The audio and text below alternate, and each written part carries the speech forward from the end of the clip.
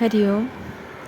പശുപാലബാലപരിഷദ്വിഭൂഷണം ശിശുരേഷ ശീതളവിലോലലോചനഃ മൃദുലസ്മിതാദ്രവദനേന്ദുസമ്പദാ മദയന്മദീയഹൃദയം വിഹാഗതേ. ഗോപബാലന്മാരോടൊത്തുള്ള ഭഗവാന്റെ വരവ് വർണ്ണിക്കുകയാണ് ഇവിടെ. ഗോപക്കുട്ടന്മാരുടെ ആ സംഘത്തിന് ഒരലങ്കാരമായി വിലോല നേത്രങ്ങളാൽ ഏവരിലും കുളിർമ നൽകിക്കൊണ്ട് ചന്ദ്രബിംബം പോലെ അഴകായ ആ മുഖപത്മത്തിൽ നിന്നുമുതിരുന്ന ആർദ്രമായ മന്ദഹാസമേകിക്കൊണ്ട് കാണുന്ന ഏവരിലും ആഹ്ലാദം നിറച്ചുകൊണ്ട് അവൻ വരികയാണ്. അവൻ എൻ്റെ ഹൃദയത്തിലേക്ക് വരികയാണ്. പരമാഹ്ലാദ ലഹരിയിൽ കവി ഇങ്ങനെ വർണ്ണിക്കുകയാണ്. വൃന്ദാവന ബാലസൗഭാഗ്യമേ, അവിടുന്ന് കളിച്ചും കൂത്താടിയും തിമർത്തും പൈക്കിടാങ്ങൾക്കൊപ്പവും ഗോപബാലർക്കൊപ്പവും നാളുകൾ കഴിച്ചു.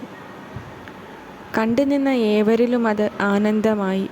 എൻ്റെ ഉണ്ണി, ഞാനും എത്ര നിർഭാഗ്യവതിയാണ്. ലോകം കളിയായി സൃഷ്ടിച്ച് നിലനിർത്തുകയും സംഹരിക്കുകയും ചെയ്യുന്ന അങ്ങ് വെറുമൊരു പൈതലായി കിടാങ്ങൾക്കൊപ്പം ബാല്യം ആഘോഷിക്കുമ്പോൾ ഒരു കാറ്റായോ പൂവായോ പുൽക്കൊടിയായോ മൺതരിയായോ എങ്കിലും അവിടെ വന്ന് അങ്ങയെ കാണാൻ, അങ്ങയെ ആസ്വദിക്കാൻ, പിന്നെ അങ്ങയിൽ അലിയാൻ എനിക്കായില്ലല്ലോ. എങ്കിൽ എനിക്ക് ഈ ജന്മം കടന്നു വരേണ്ടി വരില്ലായിരുന്നു കൃഷ്ണ.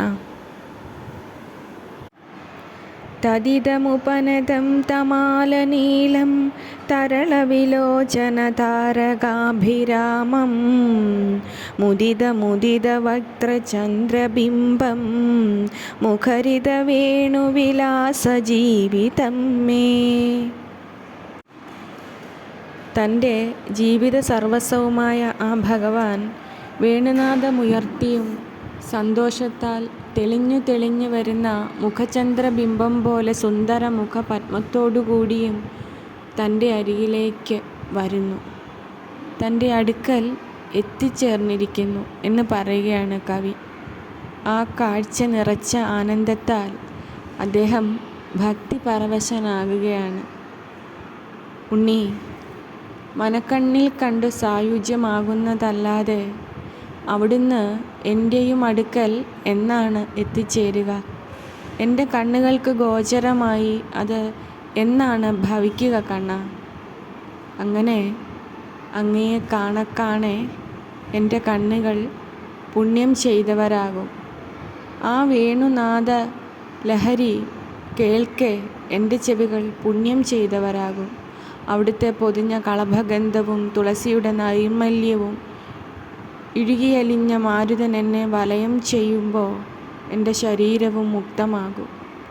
പിന്നെയോ മുന്നിലെത്തിയ ആ നീലാഭ എൻ്റെ ഹൃദയത്തെ ജന്മാന്തര പാപങ്ങളിൽ നിന്നും മുക്തമാക്കും. എൻ്റെ ആത്മാവിലൊക്കെയും ഭഗവാനെ, ഓരോ അണുവിലും നാരായണ നിൻ്റെ നീല വെളിച്ചത്താൽ അഭൗമമായ ചൈതന്യത്താൽ നിറഞ്ഞ് അവിടുത്തെ പാദപത്മത്തിലെ ഒരു പൊടിയായി വീണ് കിടന്ന് എൻ്റെ ജന്മം സഫലമാകും. അനുവദിച്ചാലും ഭഗവാനെ, അനുവദിച്ചാലും നാരായണ മഹാപ്രഭു, അനുവദിച്ചാലും. ചാപല്യസീമ ചപലാനുഭവൈകസീമ ചാതുര്യസീമ ചതുരാനന ശില്പസീമ സൗരഭ്യസീമ സകലാദ്ഭുത കേളിസീമ സൗഭാഗ്യസീമ തദിദം വ്രജഭാഗ്യസീമ. തൻ്റെ മുന്നിൽ പ്രത്യക്ഷപ്പെട്ട ആ ഉണ്ണി ഏതിലും മികവുറ്റതാണ് എന്ന് വർണ്ണിക്കുകയാണ് കവി. ചാപല്യങ്ങളിൽ, കാട്ടും കുസൃതികളിൽ, കുറുമ്പുകളിൽ കണ്ണൻ മുമ്പനാണ്. ബ്രഹ്മാവിൻ്റെ സൃഷ്ടികളിൽ വച്ച് ഏറ്റവും മികച്ചതാണ് ഇതെന്ന് പറയുന്നു. തൻ്റെ ഗുണങ്ങളും സ്വഭാവ മഹിമയും കഴിവുകളും നിറഞ്ഞ സൗരഭ്യം കൊണ്ട് കണ്ണൻ മുമ്പനാണ്. ചെയ്തു വച്ച ബാലലീലകളാകുന്ന നിരവധി അത്ഭുതങ്ങളാൽ അസാധാരണനായ ബാലനാണ് കണ്ണൻ. ആരെയും ആകർഷിക്കുന്ന വിധം മനോഹരനായി ബിരുദു കാട്ടുന്നതിൽ മുമ്പനാണ് ഈ കുഞ്ഞ്. ഇങ്ങനെയൊക്കെയായി വ്രജത്തിലുള്ളവരുടെ പരമഭാഗ്യമാണ് ഈ ഉണ്ണിയെന്ന് കവി പറയുന്നു. എനിക്കും അറിയാം എൻ്റെ കണ്ണാ അത്. കാരണമെന്തെന്നോ? ഭഗവാനെ, അവിടുന്ന് കേവലം ഒരു നാമം മാത്രമായി എൻ്റെ ജീവിതത്തിലേക്ക് വന്നു. ആ നാലക്ഷരം സൃഷ്ടിച്ചൊരുക്കിയ അത്ഭുതങ്ങളിൽ ഭഗവാനെ, ജീവിതം ഒരു പഞ്ഞിത്തുണ്ടുപോലെയായി. ഹൃദയത്തിൽ കെട്ടിവെച്ചിരുന്ന ജന്മങ്ങളായി ചുമന്നു വന്ന ഭാരം എങ്ങനെയാണ് ഉണ്ണി നീ എടുത്തു മാറ്റിയത്? എൻ്റെ ആത്മാവിനെ നിൻ്റെ പാദസ്മരണയുടെ ആ മഹാസാഗരത്തിൽ ഒറ്റയ്ക്ക് ഒഴുകാൻ അലയാനാക്കിയത് എങ്ങനെയാണ്? എൻ്റെ നാവിലും വാക്കിലും ശക്തിയായി ശുദ്ധിയായി നിറഞ്ഞു പകരുന്ന ചൈതന്യമായി അവിടുന്ന് കുടികൊള്ളുന്നത് എങ്ങനെയാണ്? വലിയ ഘോഷമില്ലാതെ എൻ്റെ ചോദ്യങ്ങൾക്ക് മനോഹരമായ ഉത്തരങ്ങളാകുന്നത് എങ്ങനെയാണ്? ഒരു ചെറുചിരി അലിയുന്ന നിശബ്ദ സാന്നിധ്യമായി അരികിൽ എപ്പോഴും ഉണ്ടാകുന്നത് എങ്ങനെയാണ്? ഇരുളു വീഴാതെ വഴികളിൽ പ്രകാശം വിതറുന്നത് എങ്ങനെയാണ്? പലവിധ ഭാവങ്ങളിൽ എപ്പോഴും എൻ്റെ മകനായി എന്നെ ചേർത്ത് പിടിക്കാനാകുന്നതും എങ്ങനെയാണ്? ആരുമേകാത്ത സ്നേഹവാത്സല്യ പെരുമഴയിൽ എന്നെ എപ്പോഴും നനയ്ക്കുന്നതെങ്ങനെയാണ്? മുട്ടോളം എത്തുന്ന ആ മനോഹര നീണ്ട ബാഹുക്കളാൽ ഭഗവാനെ, അവിടുന്ന് എന്നെ ചേർത്ത് ഹൃദയത്തോട് പിടിക്കുകയും സംരക്ഷിക്കുകയും അലിവേകുകയും കരുണ തരികയും വീണ്ടും വീണ്ടും ചെയ്യുന്നത് എങ്ങനെയാണ്? അത്യത്ഭുതമാണ് എനിക്ക് എൻ്റെ കണ്ണൻ, എൻ്റെ ഉണ്ണി, എൻ്റെ ഗോവിന്ദൻ, എൻ്റെ മുകുന്ദൻ, എൻ്റെ കൈശോരൻ, എൻ്റെ മാധവൻ, എൻ്റെ എൻ്റെ എൻ്റെ നാരായണൻ. മാധുര്യേണ ദ്വിഗുണശിശിരം വക്രചന്ദ്രം വഹന്തി വംശീ വീഥിവികളദമൃതസ്രോതസാ സേചയന്തി മദ്വാണീനാം വിഹരണപദം മത്തസൗഭാഗ്യഭാജാം മൽപുണ്യാനാം പരിണതിരഹോ നേത്രയോ സന്നിധത്തെ.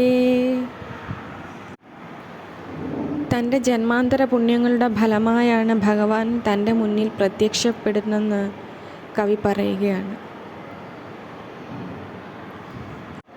മാധുര്യം കൊണ്ട് ഇരട്ടി കുളിർമയുള്ള ചന്ദ്രസുന്ദരമായ മുഖം വഹിച്ചുകൊണ്ടും സൗഭാഗ്യമതം വർദ്ധിച്ച എൻ്റെ മൊഴികളുടെ കേളീരംഗത്തെ ഓടക്കുഴലിൽ നിന്നൊഴുകുന്ന അമൃതപ്രവാഹം കൊണ്ട് അഭിഷേകം ചെയ്തും ഞാൻ ചെയ്ത പുണ്യങ്ങളുടെ പരിണതഫലമായ ശ്രീകൃഷ്ണ ഭഗവാൻ എൻ്റെ കണ്ണുകളിൽ കാണുമാറായിരിക്കുന്നു. എത്ര അത്യത്ഭുതമായിരിക്കുന്നു! കവി പറയുകയാണ്.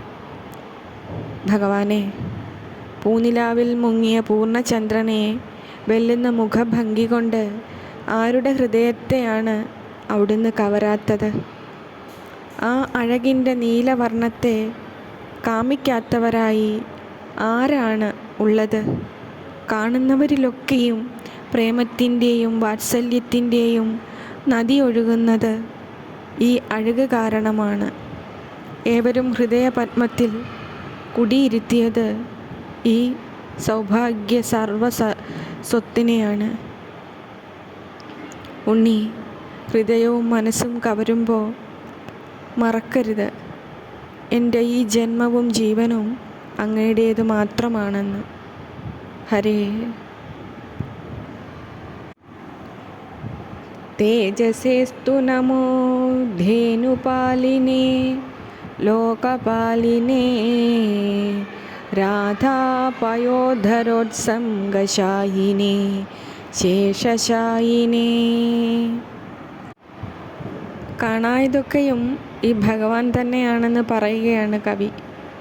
പശുക്കളെ രക്ഷിക്കുന്ന ഗോപബാലകനായതും ലോകങ്ങളെ രക്ഷിക്കുന്നതും ഈ ഭഗവാനാണ്.